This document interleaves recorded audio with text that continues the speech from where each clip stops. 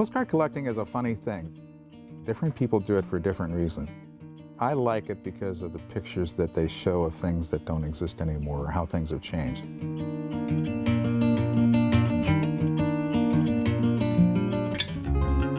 The official name for postcard collecting is deltiology, which is, I think, just a fancy way of saying card collecting. I'm Alan Calavano. I'm KSMQ an amateur historian. I wrote a book about Rochester based on my postcard collection. I also obviously collect postcards. For some reason, I just got attached to postcards because I liked the fact that they showed things the way they used to be.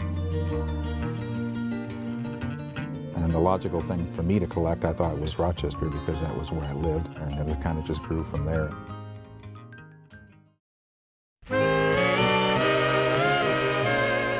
The very first picture on the first chapter shows a street scene of Rochester looking south. You'll see that the central fire station was right in the middle of Broadway, and the reason that was possible, in fact it was desirable, is that there was no bridge at that point crossing the Zumbro River. The other benefit of having it in the middle of the street is they actually pumped water out of the river because the fire station was originally designed to put out fires downtown.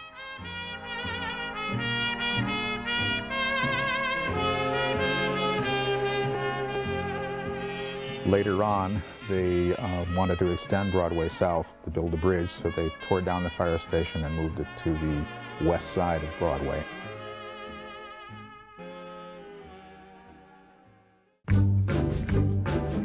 The cool thing about Schuster is they had a beautiful postcard. It's one of the prettier postcards of Rochester. Back in the early 1900s, Rochester had a very active brewery called the Schuster Brewery. It was a very productive, very profitable brewery. Unfortunately, something came along called Prohibition. There isn't anything there now, but I'm sure it's going to be an integral part of the University of Minnesota and Rochester as it grows south toward Soldiers Field. On page 105 of my book, there's a picture of the Bach Music Store, and the most interesting thing about that, as I understand that Bach was later bought out by Schmidt Music, which still exists in Rochester, but Bach doesn't. In researching the postcard that I have of the Bach Music Company, the owner claims at least to be a descendant of Johann Sebastian Bach. Now, whether that's true or not would be hard to prove, but obviously he believed it. Which was probably the main thing.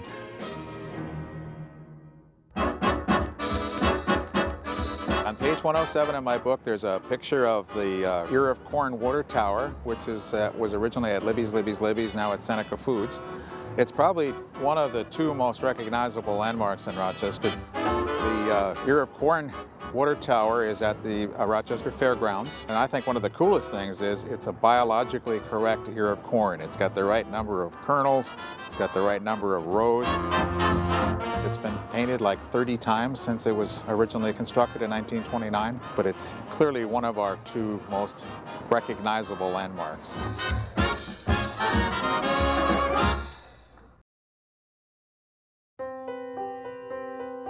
Postcards were kind of the tweets of their day. It was the Facebook. And actually, even now, people buy postcards rather than taking a photograph because a professional photographer already took the picture. So, I mean, why bother taking your own? I mean, it's a memento. Back in the 1920s and early 30s, there was a fellow named Joe Fritsch.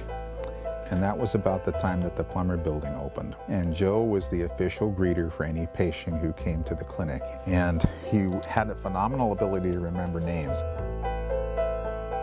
He made many, many friends. And at Christmas time, people would remember Joe and they would send him a Christmas card, but they didn't know Joe's last name. So they would send it to Joe Clinic. And for many years, that's how Joe got his postcards.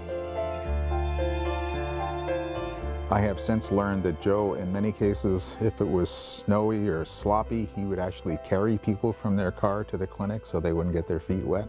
And he did that for, I guess, the whole time he was at the clinic, which I think was like 20 or 25 years.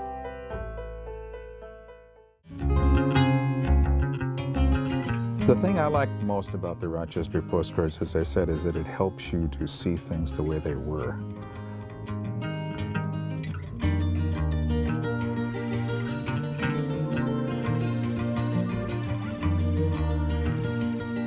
And of course, with any dynamically growing town like Rochester, there have been many changes.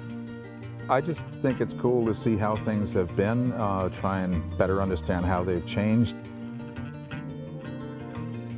The value of history is that it's an anchor. If you don't know what happened before, the likelihood is it's going to happen again. But at least you should learn what you can from the past.